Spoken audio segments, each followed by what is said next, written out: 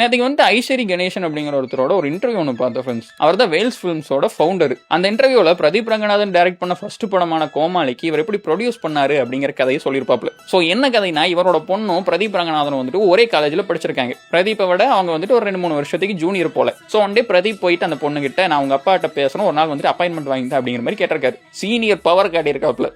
உடனே அந்த பொண்ணு வந்துட்டு அவங்க ஐஸ்வரி கணேசனுக்கு ஃபோன் அடிக்கிறாங்க. இவர் வந்துட்டு சரி வந்து பாரு அப்படிங்கிற மாதிரி சொல்லிடுறாரு. பிரதீப் போறாப்ல, இவர்கிட்ட கதையை சொல்றாப்ல, இவருக்கு அது பிடிச்சிருது. ஸோ உடனே வந்துட்டு உனக்கு யாருப்பா ஹீரோவா வேணும் அப்படின்னு கேட்கறாப்ல. நம்மளால அதுக்கு வந்துட்டு எனக்கு ஜெயம் ரவி இருந்தா நல்லா இருக்கும் அப்படிங்கிற மாதிரி கேட்டிருக்காரு. உடனே இவர் ரவி மோகனுக்கு கால் பண்றாரு. அவர் வந்து நான் ஃப்ரீயா தான் இருக்கிறேன், நீங்க வர சொல்லுங்க அப்படிங்கிற மாதிரி சொல்லியிருக்காரு. பிரதீப் போயிட்டு அவர்கிட்ட கதை சொல்றாரு. அவருக்கு பிடிச்சிருது. கோமாளி படம் வருது, பிளாக் பஸ்டர் ஹிட் ஆகுது. இதுக்கெல்லாம் என்ன காரணம்னு நீங்க நினைக்கிறீங்க ஃப்ரெண்ட்ஸ்? ஆப்வியஸ்லி டேலண்ட் இருந்திருக்கும், ஷார்ட் ஃபிலிம் எல்லாம் எடுத்து அந்த ஹார்ட் ஒர்க்கும் இருந்திருக்கும். பட் இருந்தாலும் இந்த ஸ்பெசிஃபிக்கான இடத்துல அது ஒர்க் ஆனதுக்கு காரணம் அவர் போய் கேட்டது. இந்த ஷேம்லெஸ்னஸ் அப்படிங்கிறது ஒரு நல்ல குவாலிட்டி அப்படின்னு நிறைய பேர் சொல்லுவாங்க. இஃப் யூ வாண்ட் சம்திங்னா you have to ask for it. ஒரு ஜூனியர் பொண்ணுகிட்ட போய் எப்படி கேட்கறது அப்படின்னு யோசிக்காம ஹி ஆஸ்க் ஃபார் இட். யார் ஹீரோவா வேணும் அப்படின்னு கேட்டோம்னா எனக்கு ஜெயம் ரவி தான் வேணும், ரவி மோகன் தான் வேணும் அப்படின்னு சொல்லிட்டு ஹி ஆஸ்க் ஃபார் இட். இப்போ டியூட் ஈவெண்ட்ல கூட சொல்லிருப்பாப்ல, எங்கிட்ட கீர்த்தி வந்துட்டு 2-3 டைம் கேட்டே இருந்தாரு, அதனால தான் வந்துட்டு நான் அவர்கிட்ட கதை கேட்டேன் அப்படின்னு சொல்லிட்டு. டியூடோட டைரக்டர் ஆஸ்க் ஃபார் இட். இதுதான் ஃப்ரெண்ட்ஸ் இங்க ரூல். உங்களுக்கு ஏதாச்சும் ஒரு விஷயம் வேணும் அப்படின்னா நீங்க தான் கேட்கணும். மேபி உங்க பேரண்ட்ஸ் வந்துட்டு வெல்த்தியா இருந்தாங்க அப்படின்னா தூக்கி அவங்களே உங்க கையில கொடுப்பாங்க. பட் அப்படி இல்லை அப்படின்னா நீங்க தான் கேட்கணும். உனக்கு வேலை வேணுமா, இல்ல ரிலேஷன்ஷிப் வேணுமா, சம்பளம் அதிகமா வேணுமா, உனக்கு வாய்ப்பு வேணுமா,